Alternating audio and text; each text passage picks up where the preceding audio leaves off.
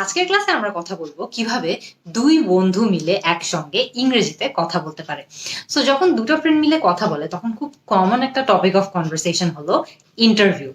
মনে করেন যে আপনার এক বন্ধু গতকালকে হয়তো একটা ইন্টারভিউ দিয়েছে, সো সেই ইন্টারভিউটা কেমন গেল বা সেই ইন্টারভিউটা নিয়ে আরো ডিটেলস জানা, এটা কিন্তু একটা ফ্রেন্ড আর আরেকটা ফ্রেন্ডের মধ্যে খুবই কমন একটা টপিক অফ কনভারসেশন। সেজন্য আজকে আমরা যে ডায়লগটা প্র্যাকটিস করব একটা ফ্রেন্ড আর আরেকটা ফ্রেন্ডের মধ্যে, এই ডায়লগটা হবে যে একটা ফ্রেন্ড গতকালকে ইন্টারভিউ দিয়েছিল এবং এখন সে তার আরেকটা ফ্রেন্ডের সঙ্গে সেই ইন্টারভিউটা নিয়ে কথাবার্তা বলছে। সো বেশি দেরি না করে চলুন আমরা আজকে ডায়লগ প্র্যাকটিসটা শুরু করে দেই। সো আমাদের একটা ফ্রেন্ডের নাম হলো জামাল আর আরেকটা ফ্রেন্ডের নাম হলো ধরে নিই রহমান।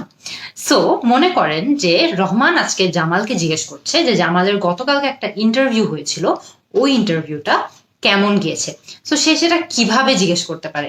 সে হয়তো এভাবে জিজ্ঞেস করতে পারে, হেই Jamal, you had your interview at 10 minute school yesterday, didn't you? এই বাক্যটার অর্থ কি? এই বাক্যটার অর্থ হলো যে রহমান হয়তো বা জামালকে জিজ্ঞেস করছে যে জামাল, গতকালকে তোর একটা ইন্টারভিউ ছিল তাই না 10 মিনিট স্কুলে? সো এর উত্তরে হয়তো বা জামাল বলতে পারে যে ইয়েস আই ডিড, অথবা সে হয়তো বা বলতে পারে yes I had my interview yesterday. এর মানে হলো যে হ্যাঁ, গতকালকে আমার ইন্টারভিউ ছিল। তো এরপরে রহমান হয়তো বা আবার একটু জানার জন্য বা আর একটু ডিটেলস জানার জন্য একটা পাল্টা প্রশ্ন করতে পারে। সেই প্রশ্নটা কিভাবে করতে পারে? ও হয়তো বা এখন জানতে চায় যে আসলে ইন্টারভিউটা কেমন ছিল। সো সে জিজ্ঞেস করতে পারে, well how was it? Well how was it এর মানে হলো যে তো কেমন ছিল বা কেমন হলো তাহলে ইন্টারভিউ। সো সে জাস্ট আরেকটু জানতে চাচ্ছে যে ইন্টারভিউটা কেমন ছিল, কারণ জামাল কিন্তু খুব বেশি ডিটেলস আমাদেরকে প্রথম ডায়লগে দেয় নাই। সো এখন সে আরো ডিটেলস জানতে চাচ্ছে। সো এরপরে জামাল হয়তো বা এখন আরে একটু ডিটেলস অ্যাড করবে, বলবে আমাদেরকে যে তার ইন্টারভিউটা কেমন গেল। সো সে আমরা ধরে নিলাম আজকের এক্সাম্পলের জন্য যে জামালের ইন্টারভিউটা মেবি খুব একটা ভালো যায়নি। সো সেই ক্ষেত্রে জামাল কিরকম একটা উত্তর দিতে পারে সেটা নিয়ে আমরা একটু চিন্তা করি। হয়তোবা সে বলতে পারে, well, at first I thought it went well, but now that I've had some time to think about it, maybe it wasn't that great after all. খেয়াল করে দেখবেন আমি কিন্তু এখানে অনেক লম্বা একটা বাক্য বলেছি, তাই না? আমরা একটু একটু করে ভেঙে ভেঙে দেখি এখন যে আসলে পুরো বাক্যটা বলতে জামাল কি মিন করেছে। ও একদম শুরুতে কি বলেছে? ও বলেছে at first I thought it went well।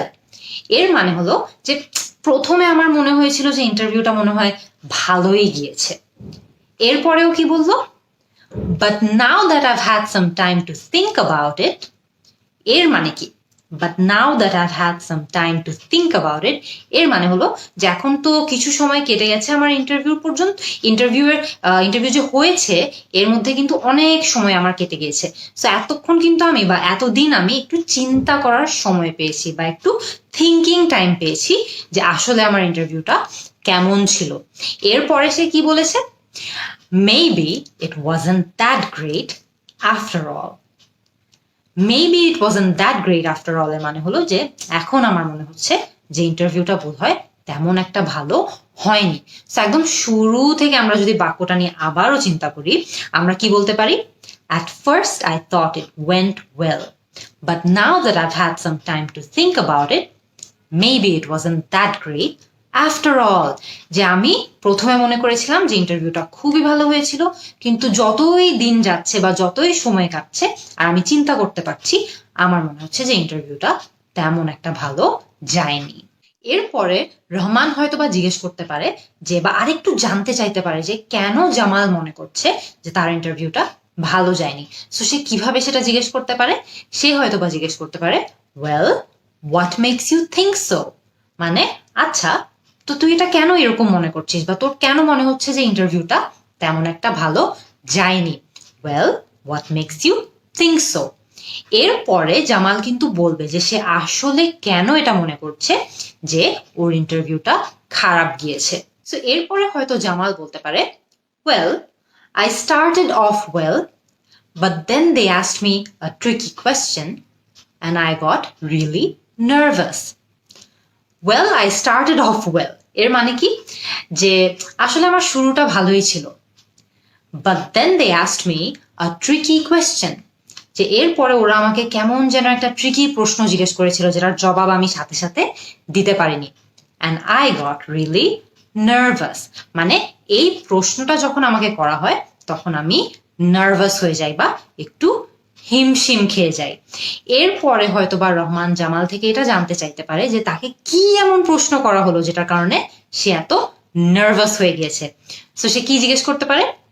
Well, what did they ask you? যে আচ্ছা ওরা এমন কি তোমাকে জিজ্ঞেস করলো যে তুমি এত নার্ভাস হয়ে গেলা? সো সে জিজ্ঞেস করতে পারে যে well, what did they ask you? এরপরে জামাল হয়তো ওই সিচুয়েশনটা ডিসক্রাইব করতে পারে যেই সিচুয়েশনটার কারণে সে অনেক নার্ভাস হয়ে গিয়েছিল। এমন কি সিচুয়েশন হতে পারে? হয়তোবা জামালকে এরকম কিছু একটা জিজ্ঞেস করা হয়েছিল যে এমন কোনো একটা সিচুয়েশন আমাদের কাছে ডিসক্রাইব করো যখন তোমাকে খুব অজনপ্রিয় একটা সিদ্ধান্ত নেওয়া লেগেছিল। সো এটা ইংলিশে ওকে কিভাবে করতে পারে? জামাল হয়তোবা এটা বলতে পারে যে দে asked me to describe a situation where I had to make an unpopular decision. এর মানে হলো যে তারা আমাকে এমন একটা ঘটনার বর্ণনা দিতে বলেছে যখন আমাকে একটা অজনপ্রিয় বা একটা আনপপুলার ডিসিশন নেওয়া লেগেছিল। এরপরে জামাল কি বলতে পারে? সে হয়তো বা বলতে পারে I couldn't think of anything on the spot. I couldn't think of anything on the spot এর অর্থ হলো যে তখনই না আমার মাথায় কিচ্ছু আসেনি। সো জামাল বলতে পারে যে আমাকে এরকম একটা সিদ্ধান্তের কথা ওরা বর্ণনা দিতে বলেছিল কিন্তু সেই সিচুয়েশনে সেই মুহূর্তে আমার ঠিক মতো কিছু মনে আসেনি এবং এই কারণে আমি নার্ভাস হয়ে গিয়েছিলাম। এরপরে রহমান হয়তো বা আরেকটু জানতে চেতে পারে, রাইট? সো সে কি জিজ্ঞেস করতে পারে? ও হয়তো বা জিজ্ঞেস করতে পারে so what did you end up saying? What did you end up saying এর মানে হলো সো তুই তাহলে শেষমেশ কি বললি, কি এমন সিচুয়েশনের বর্ণনা তুই তাদেরকে দিলি। সো এরপরে জামাল হয়তো বা তার জবাব দিবে এখন যে সে কোন সিচুয়েশনের কথা অ্যাকচুয়ালি ওই টাইমে ডিসক্রাইব করেছিল। সে শুরুতে কি বলতে পারে? সে হয়তো বা এটা বলতে পারে I stammered for a while. Stammer করা মানে কি জানেন? আমরা যখন শব্দ খুঁজে পাই না বা একটু এরকম করি কথার মাঝখানে, সেই জিনিসটাকেই বলা হয় স্ট্যামার করা।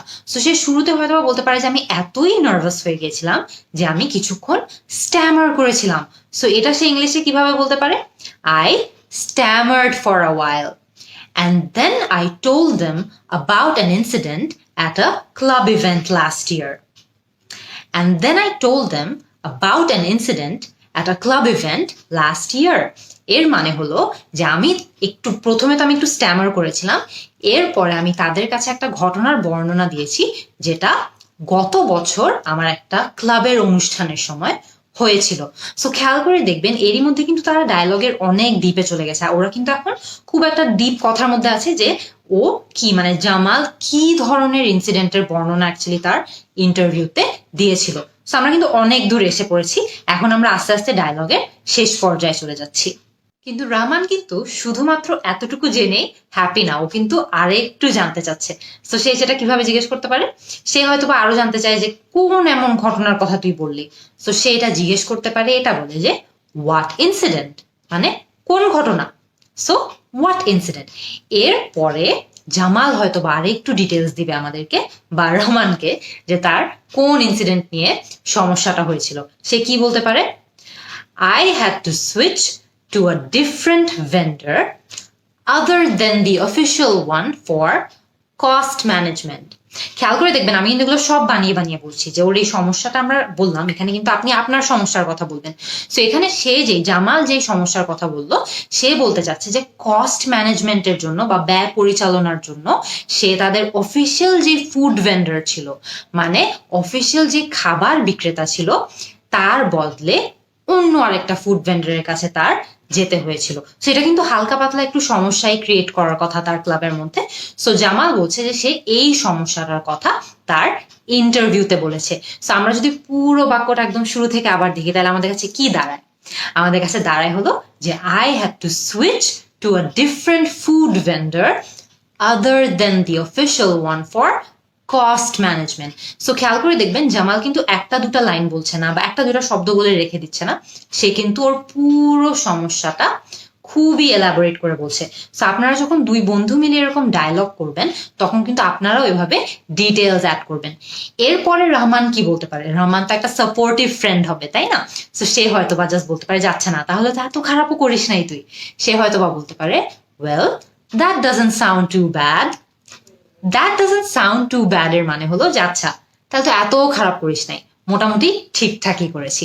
সো এই কিন্তু আমাদের দুই বন্ধুর মধ্যে ইন্টারভিউ রিলেটেড একটা ডায়লগ খুবই ইজিলি আমরা আজকে ডিসকাস করে ফেললাম। যে এক বন্ধু ইন্টারভিউ দিয়েছে, সে এখন আরেক বন্ধুর কাছে বর্ণনা দিচ্ছে যে তার ইন্টারভিউটা কিরকম ছিল, বা সে তার ইন্টারভিউর এক্সপিরিয়েন্স শেয়ার করছে।